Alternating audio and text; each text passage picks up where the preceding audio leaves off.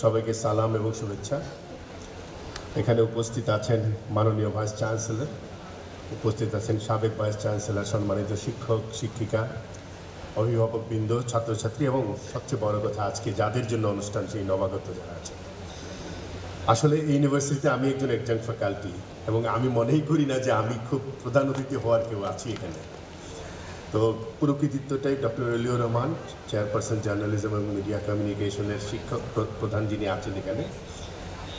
আজকে এই জায়গায় দাঁড়িয়ে আমার নিজের কথাও মনে পড়ছে যে আমি যখন ফার্স্ট ইয়ারে ঢাকা বিশ্ববিদ্যালয়ে ভর্তি হলাম তার কয়েকদিন পরে আমাদের জন্য একটা গ্র্যান্ড নবীনবরণ অনুষ্ঠান হয়েছিল এবং আমাদের নবীনবরণ উপলক্ষে আমাদের মহান শিক্ষকরা সেদিন একটি ছোট্ট সুবিনিরও বের করেছিলেন।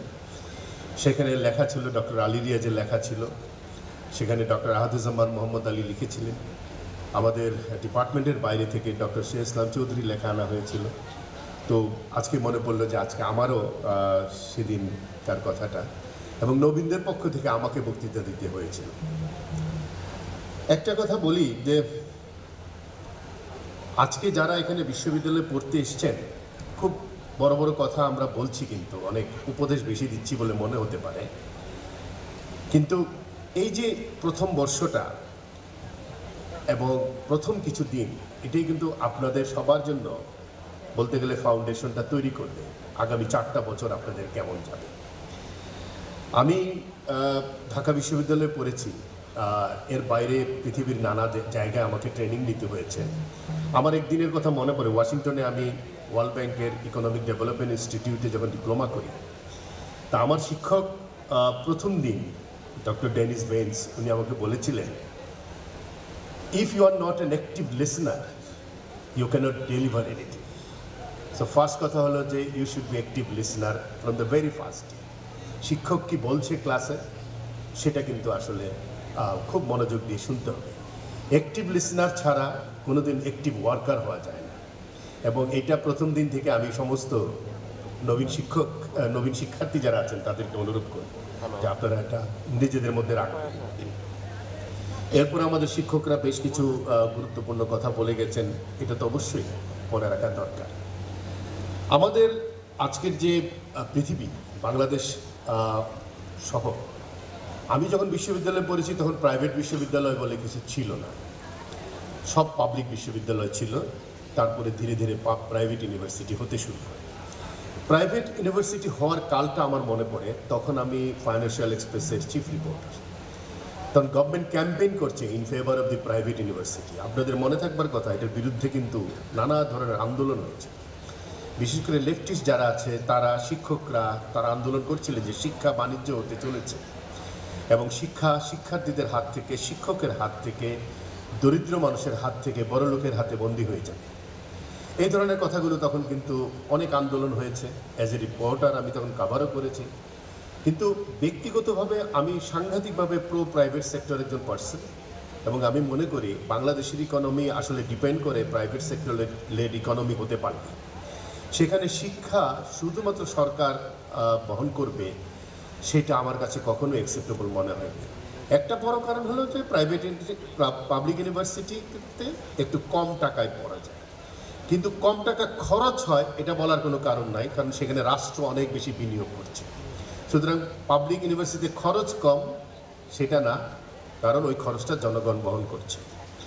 তো আজকে বাংলাদেশের বাস্তবতা হলো প্রাইভেট ইউনিভার্সিটিগুলো।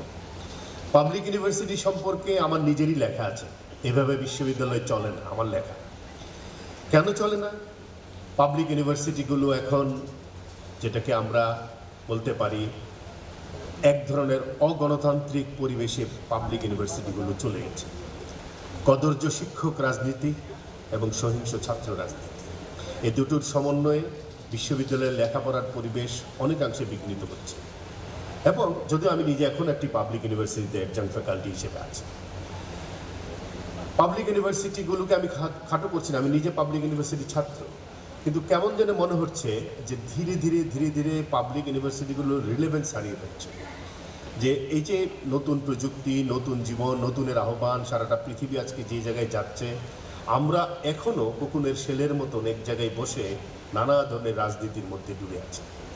রাজনীতি অবশ্যই প্রয়োজন, কিন্তু সেটা কোন রাজনীতি সেটা নিয়ে কিন্তু আমাদের জাতীয় স্তরে নতুন করে চিন্তাভাবনা হওয়া প্রয়োজন। সেই জায়গা থেকে প্রাইভেট ইউনিভার্সিটিগুলো মুক্ত আছে এবং কোনো কোনো ক্ষেত্রে আমি বলবো যে তারা they are also attracting the best talents in their universities. এবং গ্রিন ইউনিভার্সিটি যে চমৎকার সুন্দর গ্রিন ক্যাম্পাস, এবং আজকে যারা এখানে এসছে তারা সবাই গ্রিন, রবীন্দ্রনাথের ভাষায় তারা তো নবীন কাঁচা।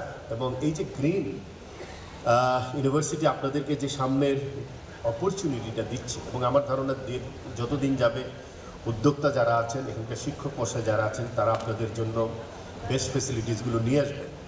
কিন্তু মানুষকে তো আসলে বিশ্ববিদ্যালয়কে একটা মানুষকে পূর্ণ শিক্ষিত করতে পারে।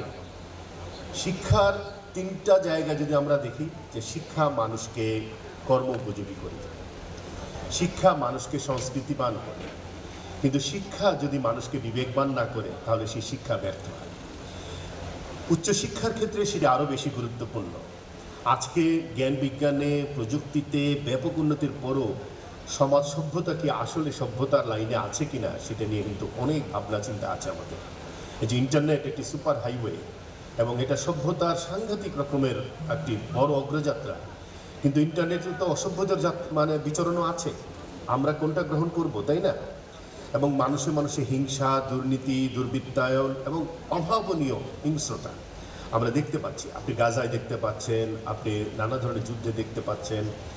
মানুষ আসলে আজকে সাংঘাতিকভাবে দিশেহারা। কেন এমন হয়? একটা কথা হলো, আমরা তো মানুষ চাই, যথার্থ মানুষ চাই, আমরা ভালো মানুষ চাই, সচেতন মানুষ চাই, শুভ্র মানুষ চাই, সুন্দর মানুষ চাই, শুদ্ধ মানুষ চাই, প্রমুক্ত মানুষ চাই। কিন্তু সেই মানুষ আমাদের অধরা কেন? সেটার একটা বড় কারণ হলো মানুষের ভিতরেও কিন্তু পশুত্ব আছে, অ্যানিমেলিটি। অ্যানিমেলের সাথে তার পার্থক্যটা হলো সেটা থেকে সে বেরিয়ে আসতে পারে, এবং কিভাবে? বুদ্ধি এবং চিন্তার বিকাশে। মানুষ বুদ্ধিমান, মানুষ চিন্তা করতে পারে, তাই সে তার বিকাশ দ্বারা পশু থেকে আলাদা হতে পারে। এই যে প্রথমে যে রেজিস্ট্রার স্যার একটা স্লাইড প্রেজেন্ট করলেন না, সেখানে একটা কথা ছিল সেক্সুয়াল হ্যারাসমেন্ট, সাংঘাতিকভাবে zero tolerance in this campus. এটা হাইকোর্টের একটা নির্দেশনাও আছে, কিন্তু প্রতিটা প্রতিষ্ঠানে কমিটি থাকতে হবে, অ্যান্টি সেক্সুয়াল হ্যারাসমেন্ট কমিটি। আমি জানি না ইউনিভার্সিটিতে আছে কিনা। এই যে সেক্সুয়াল হ্যারাসমেন্ট, ওটা হলো অ্যানিমেলিটি, এটা কিন্তু স্বাভাবিক কাজ নয়। মানুষ বুদ্ধি এবং বিবেকের বিকাশে, চিন্তার বিকাশে সেখান থেকে বেরিয়ে আসতে পারে। মানুষের ইন্টেলেকচুয়ালিটি, মনন এবং প্রজ্ঞার উত্তরণ। মানুষ ইন্টেলেকচুয়াল প্রাণী, এবং তার মনন আছে, তার প্রজ্ঞা আছে, এবং সবশেষ যেটা নবেলিটি, অর্থাৎ মানুষ হয় ভাবনার সমৃদ্ধিতে, চেতনার ঐশ্বর্যে, এবং যেটাকে আমরা বলি উদ্দীপনার কৌলিন্যে। আজকে যে এই যে কৌলিন্য, এলিট, এই এলিট শুধু টাকা পয়সা দিয়ে না, কিন্তু আপনাদের উদ্দীপনার কৌলিন্যে হতে হয়। এবং যারা নতুন আসছে তারা সেই উদ্দীপনাটা নিশ্চয়ই এই ক্যাম্পাস থেকে পাবে, আলোকিত শিক্ষকদের কাছ থেকে। এবং আমি বিশ্বাস করি যে জীবনের সাথে জীবনের সংযোগ, এখানে একজন শিক্ষক বলছিলেন না যে my best friend is sitting beside me, but আমার কোনো ধারণা ছিল না যে সেই হতে যাচ্ছে আমার বেস্ট ফ্রেন্ড। এই যে জীবনের সাথে জীবনের সংযুক্তি, এখানে অনেক প্রেম হবে, এখানে অনেক ভালোবাসা হবে, এখানে অনেক মান অভিমান হবে, হ্যাঁ, এখানে অনেক ঝগড়া বিবাদ হবে, কিন্তু দিন শেষে জীবনের সাথে জীবনের সংযুক্তি ঘটবে। এবং সেটাই হলো আমরা যেন এখান থেকে জীবনের সাথে জীবনের সংযুক্তিটাকে নিয়ে আমরা যেতে পারি। স্বামী বিবেকানন্দের একটি কথা উনি বলেছিলেন, মানুষ তো জন্মালেই মানুষ হয় না, মানুষ হয়ে উঠতে হয়। মানুষ হয়ে ওঠার সবচেয়ে বড় কথা হলো নিজের ভিতরে ঈশ্বরকে দেখা, নিজের ভিতরে আল্লাহকে দেখা, যার যেটা বিশ্বাস সেটাকে দেখা। এবং এই যে আল্লাহ কিংবা বিধাতা যার কথাই বলেন না কেন, সে মাটি ফুঁড়ে ওঠে না, আকাশ থেকেও নেমে আসে না, বিরাজ করে মানুষের মনে। সুতরাং মনটাকে আমরা সেই জায়গায় নিতে পেরেছি কিনা, নিতে পারবো কিনা, এবং আগামী দিনগুলোতে আমি বঞ্চিত মানুষের জন্য কতটা কাজ করতে পারবো, যে পিতামাতা আমাকে এত কষ্ট করে এখানে পাঠিয়েছেন তার জন্য কতটা দায়িত্ব পালন করতে পারবো, যে শিক্ষক মশাইরা আমাকে এত দূর বিকশিত করেছেন তাদেরকে আমি কিভাবে দেখব, এবং সবচেয়ে বড় কথা মানুষের ভাবনাটা আমার অন্তরে আছে কিনা। আমি একটা কথা বলি যে বাংলাদেশ কেন একটি সুশাসিত গণতান্ত্রিক সমাজ হলো না, এই কথাটা আমি টকশোতেও বলি। হলো না এই কারণে আমাদের যে শাসন ব্যবস্থা, সেই শাসন ব্যবস্থার পুরোটা স্তরেই মানুষের কোনো ভাবনা নেই। মানুষকে বাদ রেখে সমস্ত ভাবনা হচ্ছে, মানুষকে বাদ রেখে গোষ্ঠীর ভাবনা হচ্ছে, দলীয় ভাবনা হচ্ছে, মানুষকে বাদ রেখে ধর্মীয় ভাবনা হচ্ছে, মানুষকে বাদ রেখে নানা ধরনের শ্রেণীবিন্যাসের ভাবনা হচ্ছে। যদি মানুষকে সামগ্রিক ভাবনা চিন্তার ভেতরে, শাসন ব্যবস্থার ভেতরে আনা যায়, তাহলেই কিন্তু আমার কাছে যেটা মনে হয় একটা সুশাসিত গণতান্ত্রিক সমাজ গড়ে উঠতে পারে। একটা কথা বলে শেষ করে আমার বক্তব্য দীর্ঘায়িত করতে চাই না, আমি আসলে কথা বড় করে বলিও না। আমার যারা সহকর্মী আছেন তারা জানেন আমি ভয়ঙ্করভাবে, নির্দয়ভাবে লেখা কাটি, ছোট করে ফেলতে পারি। এই যে ছোট করে ফেলতে পারে এবং সহজ করে ফেলা, সবসময় বলি যে 3টা সি মানুষের জীবনে গুরুত্বপূর্ণ। ফার্স্ট সি ইজ ক্লিয়ার, আপনি কি ক্লিয়ার কিনা, আপনি নিজে কি করতে চান। সেকেন্ড সি ইজ কনসাইজ, সব কিছু সংক্ষেপে বলতে পারা, লিখতে পারা, এবং এটা প্রেজেন্টেশন স্কিল কিন্তু। অ্যান্ড 3 নম্বর ছিল ক্লারিফাইড, আমি যেন সকলের কাছে স্বচ্ছ থাকি, হ্যাঁ, এবং মানুষ ইন্ডিপেন্ডেন্ট হবে, মানুষ ইনিশিয়েটিভ নিয়ে কাজ করবে।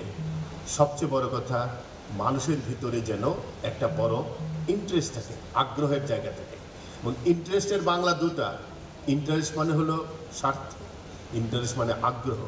আমি বলবো স্বার্থ এবং আগ্রহের জায়গায় সমন্বয় করে যে নবীন শিক্ষার্থী আজকে এই বিশ্ববিদ্যালয়ে পা রেখেছে, তার যেন আগামী দিনটা সেই জায়গায় ধাবিত হতে পারে। সবাইকে অনেক ধন্যবাদ আমার কথা শোনার জন্য।